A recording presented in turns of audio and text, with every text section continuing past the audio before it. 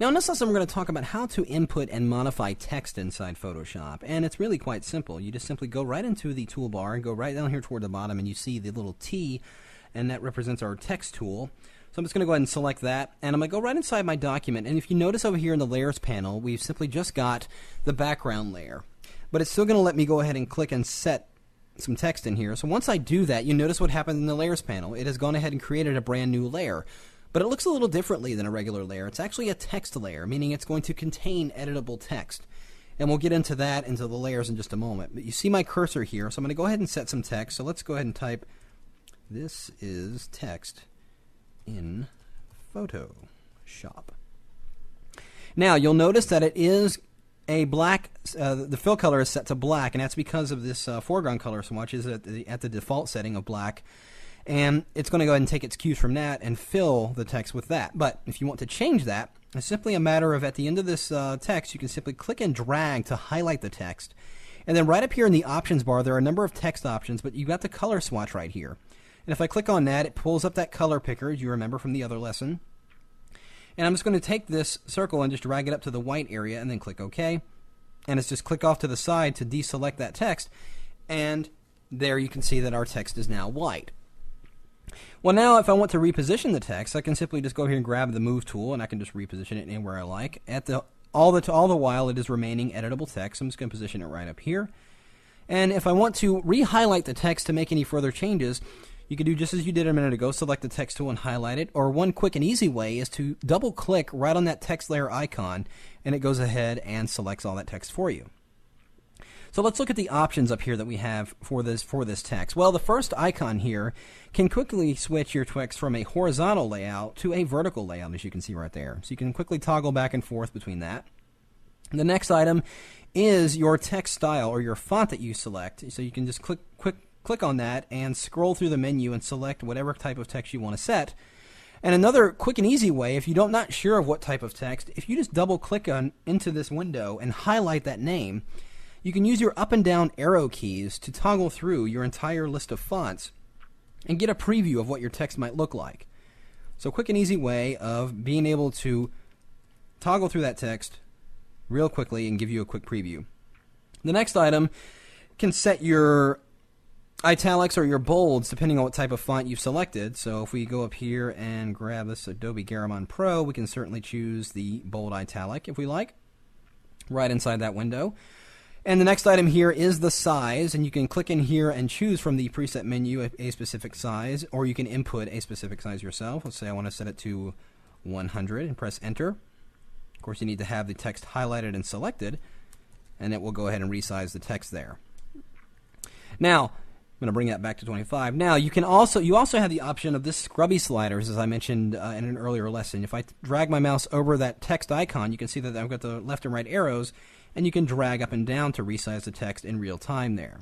Very, very useful feature there.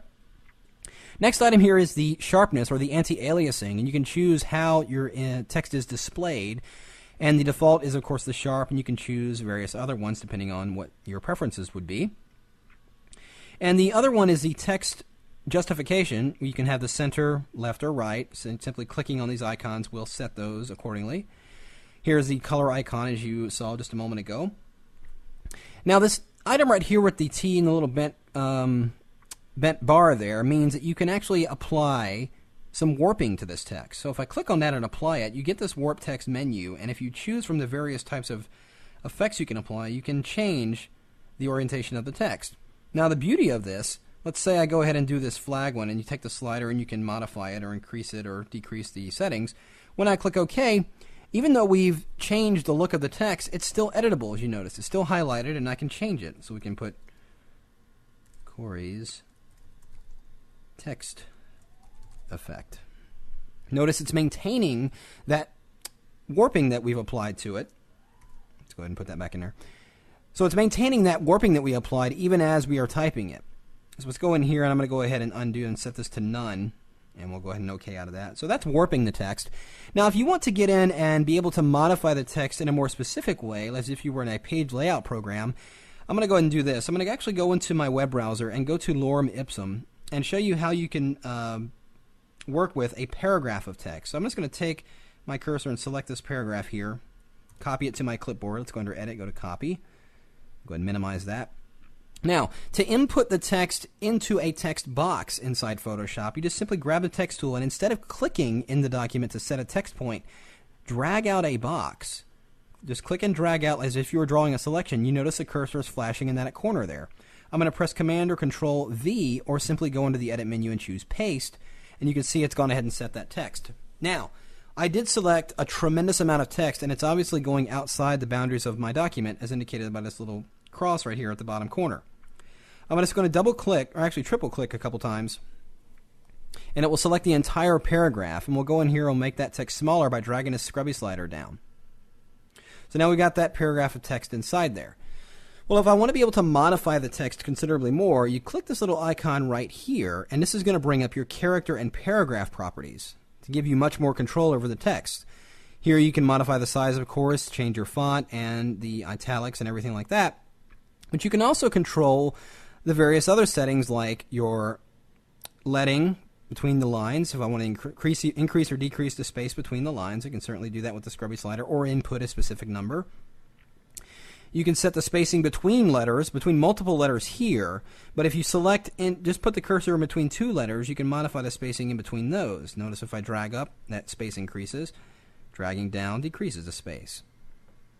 Now, there are various settings here. If I wanted to make this first letter much bigger, I can certainly go in here and make that vertical spacing, the vertical size, much, much larger. As you can see, that letter is getting much bigger. I can also increase its width as well just by dragging this slider out. You can see that text is getting bigger. And you can also set the baseline shift. If I wanted to drop this down, you can see it's going beneath the baseline. By dragging it upward into a positive number, we'll take it above the baseline. So being able to modify that text is very important. And of course, here's the color swatch, which allows you to modify the color swatching or the color of the text itself by bringing up the color picker. Now, down here at the bottom, you can set your text. In fact, let's go in here and change this. Let's set this back to regular. If you had a font that didn't necessarily have an italic, you can set it to be a faux italic right here just by clicking on that icon there. And that brings it back to normal there. You got various caps settings and other underlining and line through options here. And down here you've got your paragraph options where you can set the justification, whether you want it to be center text, right justified, left justified, all these various types of settings. Simply clicking on them will modify the text accordingly. And you also have your indent features down here. You've got your left indent of the paragraph. Notice when I scrub over and the number increases, the indentation on the left side here is increasing. Same thing with over here. You can increase the indentation on the right side. This item here will set the indentation on the top line. Notice when I scrub through there, only that top line is being affected, giving me an indent for a paragraph or something like that.